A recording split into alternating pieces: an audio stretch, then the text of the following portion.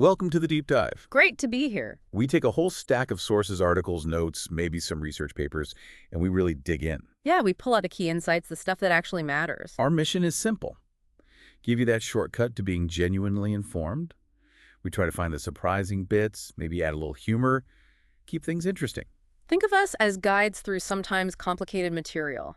We help you see why it's relevant to you. And today, wow, we're diving into something pretty significant in sustainable building. Oh, yeah. What's on the docket? LEED V5's new prerequisite, EAP1. It's a big one. All about operational carbon projection and, crucially, decarbonization. Ah, EAP1, right? That's definitely making waves. It's not just a minor tweak. Exactly. It's not just, another eco-friendly suggestion. Some are calling it like a new credit score for a building's carbon health. That's a good way to put it. It's becoming fundamental. Understanding this means you're clued into a really critical mandatory shift. It's impacting real projects right now, from design through to ownership. It really is about future-proofing, isn't it? In a world that's demanding carbon accountability more and more. Totally. So if you're keen to keep exploring these kinds of topics, these deep dives into complex subjects made clear. Now's a great time to subscribe. Definitely. Hit that subscribe button for the deep dive so you don't miss what we unpack next. Okay, so EAP1. Let's get into the weeds. Right. We're looking at LED, BD plus CV5, new construction. And this prerequisite, EAP1, you mentioned it's mandatory. That's the key takeaway right up front. For anyone familiar with LED, making something a prerequisite versus an optional credit, that's huge. It changes the baseline completely. It does. EAP1, the Operational Carbon Projection and Decarbonization Plan. Wow. It signals this profound shift. LED historically focused a lot on design choices, materials, construction impacts. Right, the upfront stuff. Exactly. But this EAP1, it forces an explicit, quantifiable commitment to reducing the building's ongoing carbon emissions during operation. So it's not enough to just build it green anymore. Precisely. You have to demonstrate this active, long-term plan to decarbonize how it actually runs. That really changes the conversation, doesn't it? From how sustainable is it to build to, to how sustainable will it be to operate for the next 30, 40, 50 years. It's a long view. So what's the big idea behind it? Why make this mandatory now? What's the core intent? Well, the purpose is ambitious, but also, I think, pretty practical. There are maybe three main drivers. Okay. First, it's about transparency, just demanding clear, accurate numbers on projected operational carbon. Can't manage what you don't measure. Exactly. It forces that clear picture of the future impact. No more vague intentions, just, hard data. Makes sense. What's number two? Second is action. You have to create a real, tailored decarbonization strategy. It's not just theory, it's a concrete plan. An actual roadmap. Right. And third, it's about foresight, encouraging that long-term planning that lines up with global climate goals like net zero targets. So thinking about the building sustainability, not just on day one, but over its entire life. Exactly, like buying a car that doesn't just have good mileage now, but has a plan to get even better over its lifespan. It's a commitment. Okay, that framing helps. But it raises the big question then, how do teams actually do this? How do they meet these requirements in practice? Ah, yes, the how. And this is where, as you said, it gets really interesting. The source material breaks compliance down into two main activities, two fundamental parts. Let's take the first one then, operational carbon projection. What does that actually mean for a project team? It's not just a back-of-the-envelope calculation, I assume. Oh, definitely not. This requires a really detailed, rigorous projection. We're talking annual operational carbon emissions. Okay, so emissions from energy use, heating, cooling. Yes, the core energy, Yes. electricity, heating, cooling, but also, importantly, from any operational systems and processes that use energy. Like what? Could be anything from specialized equipment in a lab building to, its extensive IT infrastructure. It depends on the building. Got it. And it doesn't stop there, does it? No. Crucially, it has to factor in any renewable energy the project might generate itself, like rooftop solar. Or buys off-site. Or procures off-site, exactly. Through things like power purchase agreements. And here's a really key part.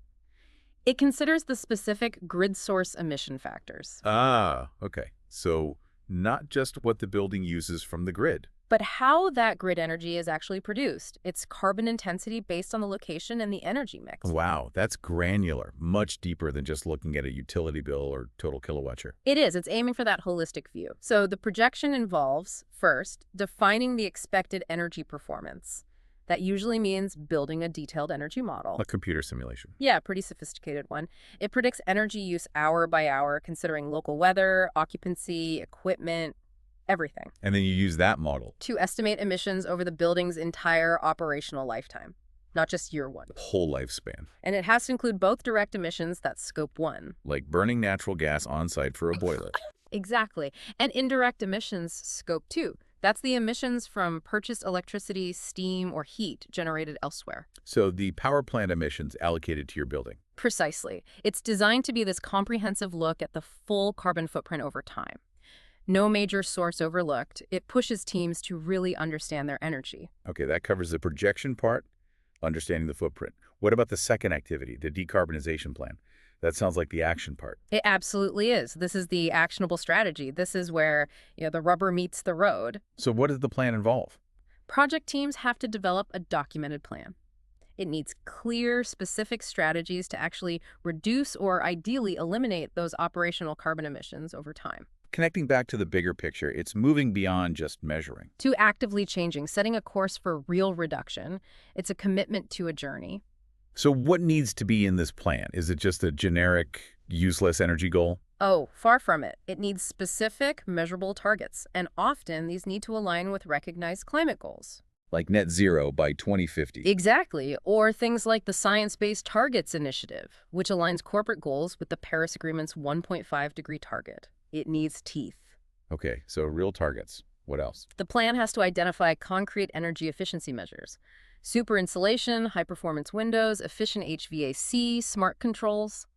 The works. The efficiency fundamentals. Right. Plus, detailed plans for integrating renewable energy, whether that's on-site solar or off-site procurement. And what about fuel sources? Big part of it, considering strategies like full electrification, getting off fossil fuels for heating, hot water, everything, or strategic fuel switching if electrification isn't feasible immediately. And it's not just a list of wishes, right? No. It demands time-bound actions, clear milestones, and critically, methods for regularly tracking progress and updating the plan. So it's a living document. Absolutely. It has to adapt as technology changes, as the building operates. It requires a level of ongoing commitment, frankly, that's pretty new for standard practice. It sounds like a significant undertaking. A lot of upfront work and ongoing work, too. It definitely is. So let's talk about the why. Beyond just getting the LD point, or in this case, meeting the prerequisite, why is this operational carbon focus so important? For the buildings, for the owners, for occupants, what's the real so what here for people listening? That's the crucial question, isn't it? Why invest all this effort? The source highlights 3 key reasons, and they really capture why EAP1 is such a big deal. Okay, let's hear them. First, transparency. Simply knowing your emissions profile lets you track, benchmark, and continuously improve. Like getting that detailed performance report for your asset. Exactly. You can spot inefficiencies, optimize systems, and actually demonstrate real environmental performance. You can't improve what you don't measure accurately. Imagine discovering your building is using way more energy than projected without this framework. That might go unnoticed for years. Wasting energy and money. Okay, transparency. What else? Second, regulatory compliance. There's this undeniable global trend. More and more cities, states, even countries are mandating carbon disclosure and setting decarbonization requirements for buildings. So doing this now puts you ahead of the curve. Absolutely. Engaging with EAP1 now means you're prepared for future regulations. It avoids headaches and potential penalties down the road. It's proactive readiness. Future-proofing from a legal standpoint. Makes sense. And the third? Third is future-proofing in a broader sense. Understanding your carbon risk allows for smarter, strategic decisions. It builds resilience for the owner and operator. How so?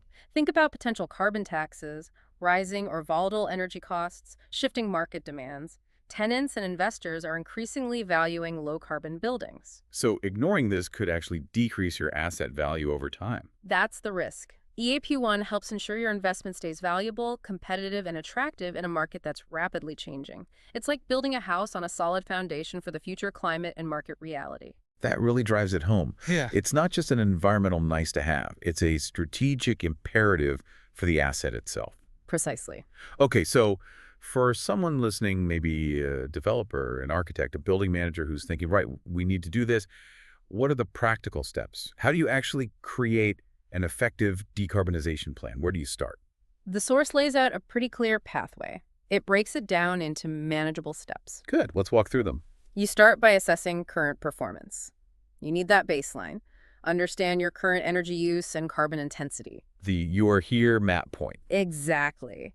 This might involve gathering utility data, maybe doing an energy audit, maybe even installing sub-meters to get more granular data. It's foundational. Okay, establish the baseline. Then what? Then you set measurable targets. And this is where you align with those robust standards we talked about, science-based targets, Paris Agreement goals, whatever makes sense for the project's ambition. Giving yourself a destination. Right. The key is setting targets that are ambitious but also realistic. That's sometimes a tricky balance. I can imagine. Step 3. After setting targets, you prioritize actionable steps. And the smart way to do this is usually focusing first on energy efficiency. Get the demand down first. Exactly. Maximize efficiency, better envelope, better HVAC, smart controls. That often gives you the biggest bang for your buck and reduces the overall energy you need to supply or decarbonize later. Makes sense. Reduce first, then supply clean. Precisely. So after optimizing efficiency, then you really explore the renewable energy options on-site, off-site procurement, PPAs, and those electrification strategies, moving away from fossil fuels. Okay. Assess, set targets, prioritize actions focusing on efficiency, then renewable electrification. What's the final piece? The final and crucial piece is monitoring and reporting. You have to set up systems to regularly track your progress. Keep yourself accountable. Exactly. It ensures accountability, it drives continuous improvement because you see what's working and what isn't, and it helps you verify compliance as standards evolve. It's not a one-time plan, it's a cycle. Plan, act, measure, adjust, repeat. That continuous loop seems vital. So for the folks actually doing this implementation work on the ground, any specific tips to make it go more smoothly? Because it sounds complex. Yeah, it can be. The source offers some really practical advice here, things that can make a big difference. Like what? First, engage sustainability consultants early, right from the initial design stages. Don't wait until later. Definitely not. Getting that expertise in early helps integrate decarbonization thinking from the start. It avoids costly changes later and ensures it's baked into the design, not just bolted on. Good advice. What else? Second, use advanced modeling software. For those energy projections and emission calculations, you need robust tools. Not just a spreadsheet. Right. These sophisticated simulations give you the accuracy you need for credible projections and for developing strategies that will actually work. Using simpler tools can lead to flawed plans. Okay, get the right tools. Third, and this is a big one financially, incorporate efficiency and renewables into the early project budgets. Treat them as core components, not add-ons. Exactly. It's almost always more cost-effective to design these things in from the beginning when you're selecting systems and materials rather than trying to retrofit them later. Budgeting for it up front is key. Makes perfect sense. Any final tips? Yes. Perhaps the most crucial in some ways. Collaborate closely with the building operators and the occupants. Ah, the people actually using the building. Precisely. Their daily actions, how they use the systems, how the operators maintain things, it all significantly impacts the building's actual performance. You can have the best design, but if it's not operated well, your results will suffer. Getting buy-in, providing training, fostering communication between the design team, operators, and occupants, that collaboration is essential to actually achieving the planned carbon reductions. It's a team effort. Wow, what an exploration today. We've really unpacked a lot about how LB5, with this mandatory EAP1, is seriously pushing the industry forward. It really is a significant step. It's clear that thinking about projecting and actively planning to reduce operational carbon isn't just some passing trend. It feels like it's becoming the new standard, the baseline for responsible, future-ready building. I agree. This prerequisite moves the whole conversation. It goes from sort of general sustainability ideas to very specific, quantifiable, actionable carbon reduction. And really highlights how interconnected everything is, doesn't it? Design, operation, energy sources, global climate goals. It all ties together. It absolutely does. It forces that integrated thinking. It's about accountability for the building's entire life cycle impact. So wrapping up, what does this all mean for you, our listener? Well, it means the buildings going up around you and the ones being planned are increasingly being designed with this transparent, long-term commitment to shrinking their carbon footprint. Which is a positive shift. It means investments are being made in efficiency, in renewables, in smarter operations. It's not just about the physical structure, the bricks and mortar. It touches on the air we breathe, energy stability, and frankly, the kind of sustainable future we're trying to build. EAP1 is a powerful lever pushing us in that direction. It sets a clear expectation for where the industry needs to go to contribute to a low-carbon economy. The question really becomes, will projects rise to meet this new standard? A provocative thought indeed. We really hope you enjoyed this deep dive today. We covered a lot of ground. If you want to keep exploring fascinating topics like this, getting complex subjects broken down clearly, Then make sure you're subscribed to the deep dive. absolutely. Hit subscribe wherever you get your podcasts, and you won't miss our next exploration. Thanks for joining us.